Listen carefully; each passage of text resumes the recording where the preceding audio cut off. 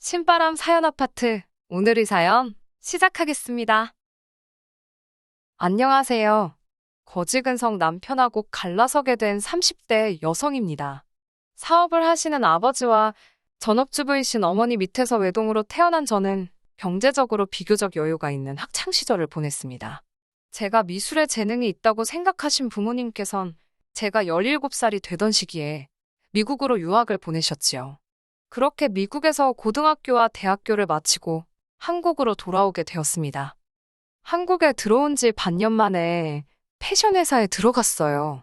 이제 망해서 없어진 회사니까 솔직하게 털어놓아도 되겠지요? 일은 어찌나 많고 월급은 얼마나 짜던지. 그리고 야근은 뭐 말할 것도 없었고요. 그래도 첫 직장이었던 만큼 열과 성을 다해서 열심히 일했습니다. 지금 생각해보면 말 그대로 제 자신을 갈아 넣었던 것 같아요. 그래서였을까요? 2년쯤 되어가던 무렵에는 처음 입사했을 때보다 체중이 5kg도 넘게 줄어있더라고요. 머리엔 원형 탈모도 오고 나이에 맞지 않게 손가락도 마디마디 쑤시고 골병 든다는 게 딱 이런 거구나 싶었습니다. 말이 나왔으니 말인데 교통편은 또 얼마나 지옥이었는지 모릅니다. 거리상으론 20분 정도 걸리는 멀지 않은 곳에 회사가 있었는데 대중교통으론 1시간이 넘게 걸렸어요. 그렇다 보니 회사에 도착할 무렵이면 이미 진이 다 빠져 있는 지경이었습니다. 하루는 제가 얼마나 힘들었던 건지 퇴근 후 집에 도착해 현관에 들어서는데 다리가 풀려버리더라고요. 앞으로 고꾸라지면서 턱을 바닥에 찧어가지고 응급실에 갔다 왔네요. 그 모습을 본 아버지께서 크게 충격을 받으셨는지 차를 사주셨습니다. 아버지께서 차를 사주셨다는 것과는 별개로 제 자신의 체력을 키워야겠다는 생각이 들더라고요. 그렇게 회사 생활 3년 끝자락에 등산을 시작했습니다. 제 나이 때 회원이 많이 가입되어 있다는 모임에 들어가게 되었어요. 아침 일찍 만나 산만 다녀오는 모임이었으니 낯을 많이 가리고 술도 잘 못하는 저에겐 딱이다 싶었네요. 그리고 그 모임에서 남편과 처음 만나게 되었습니다. 북한산에 오르기로 했던 날이었어요.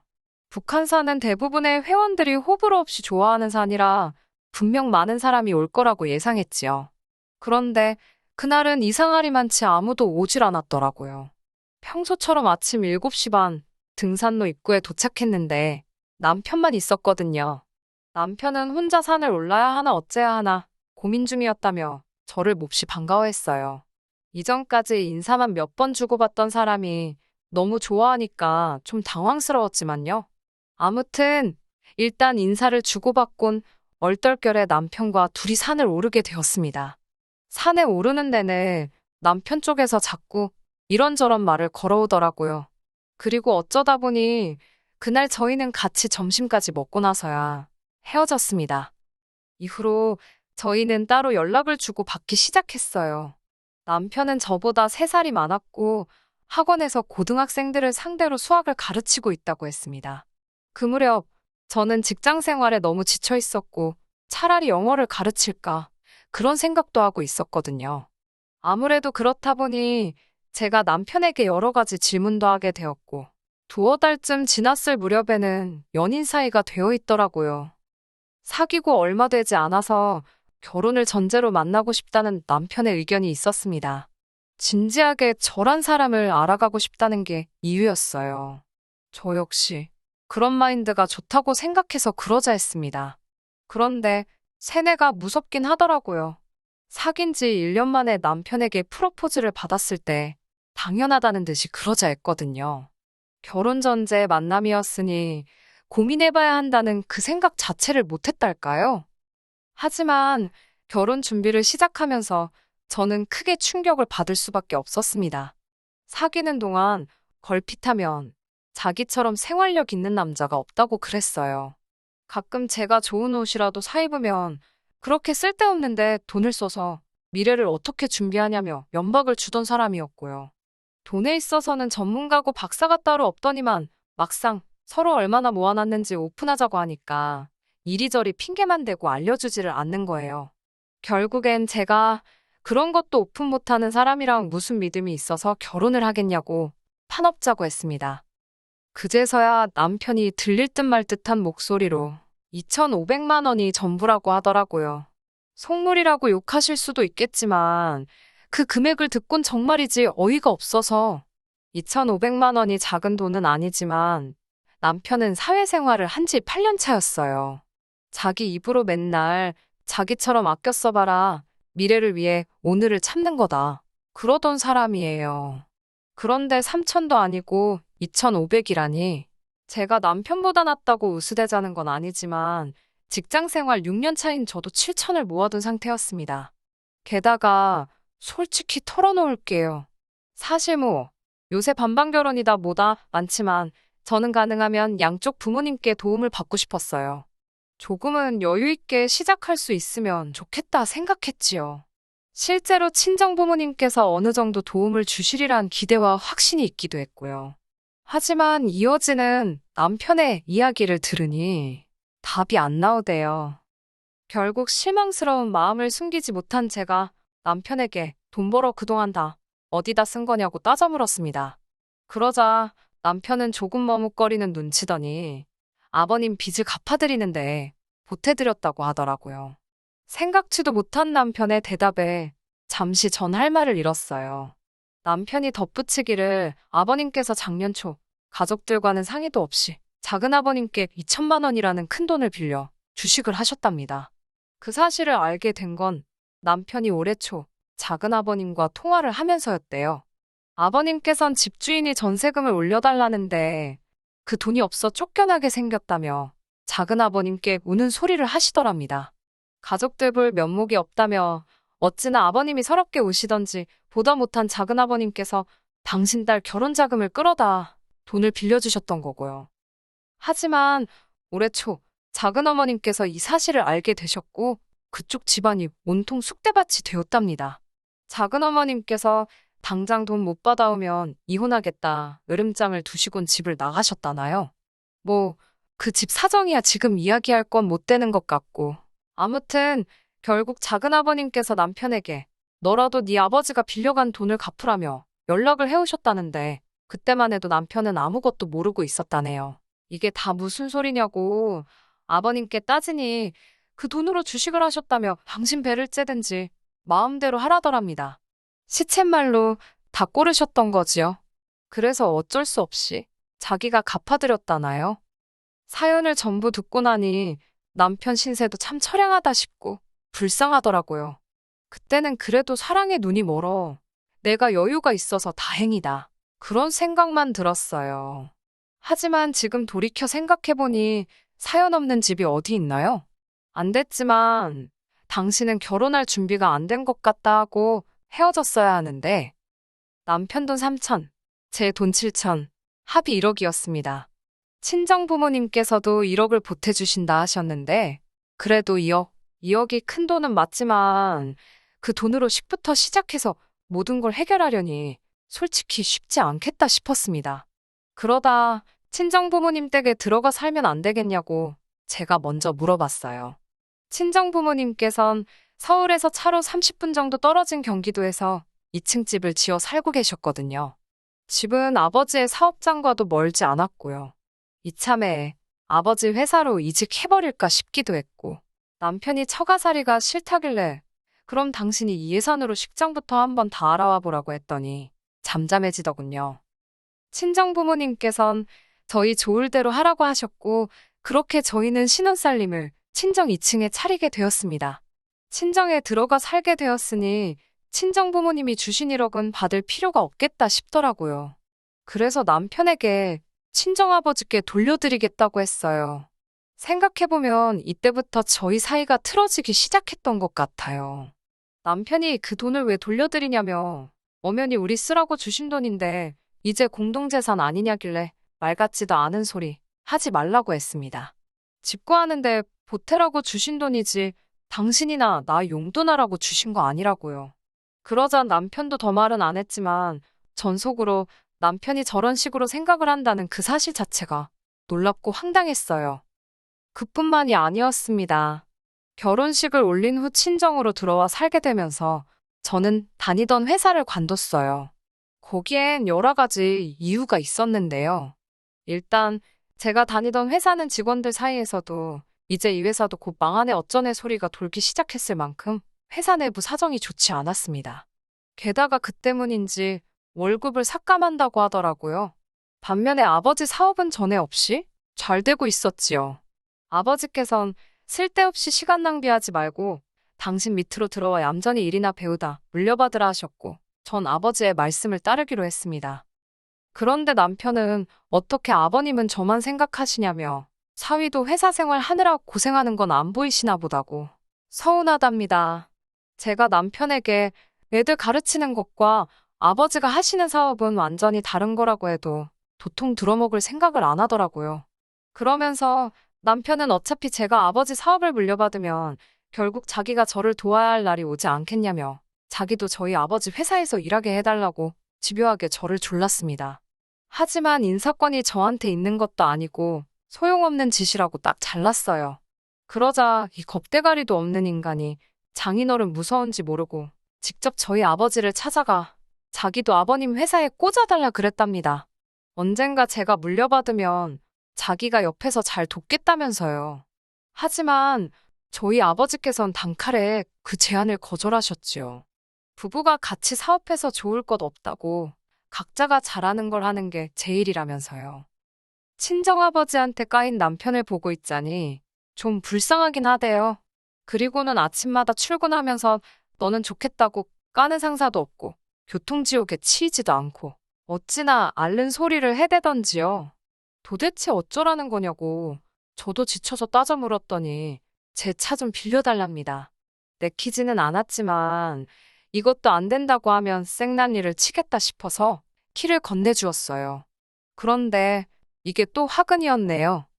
그날 이후로 남편은 매일같이 제 차를 끌고 출퇴근을 해댔습니다. 심지어 친구를 만날 때도 끌고 나가더라고요. 안 되겠다 싶어서 차 키를 다시 뺏었어요. 그리고는 경차를 한 대 사주겠다 했지요. 경차를 사주겠다 한 이유는 단순했습니다. 출퇴근용으로 저희가 가진 예산 안에서 해결하려고 하려면 경차가 적당했거든요. 그러자 남편이 저더러 넌 외제차 타면서 난 경차 타라는 거냐고 말도 안 된답니다. 자기가 남잔데 그래도 가오가 있지. 자기도 외제차를 사달라대요. 나는 아버지가 사주신 거라고 내가 왜 당신 외제차를 사주냐고 하니까. 그러자 그럼 제 차를 자기한테 주고 저더러 경차를 타고 다니래요. 제가 싫다니까 또 한다는 소리가 그럼 저희 아버지한테 가서 자기 차도 사주시면 안 되냐고 물어봐 달랍니다.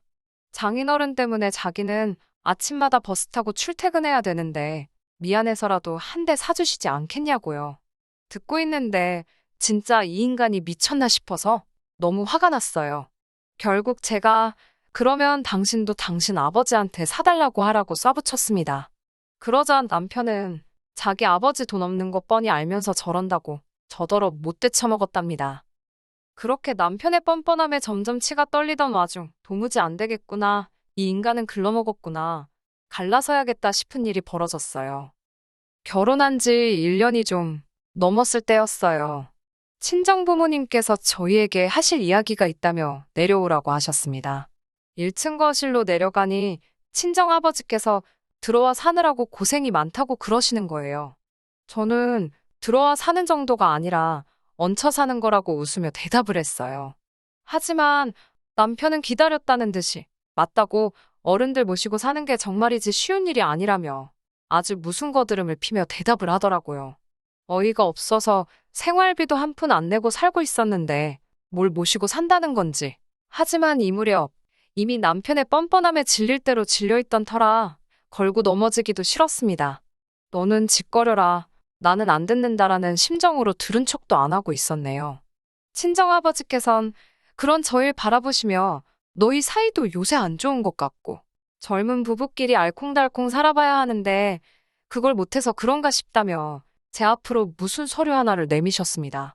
아파트 등기부등본이더라고요. 친정아버지 말씀이 원래 세를 주고 있던 아파트가 하나 있었는데 마침 그 집도 이사를 간다고 해서 그 아파트 명의를 제 명의로 돌려주시려고 한답니다. 그 집에 가서 둘이 한번 재미지게 살아보라고요. 너무나 감사했고 순간 정말 어떻게 무슨 말을 드려야 할지 모르겠더군요.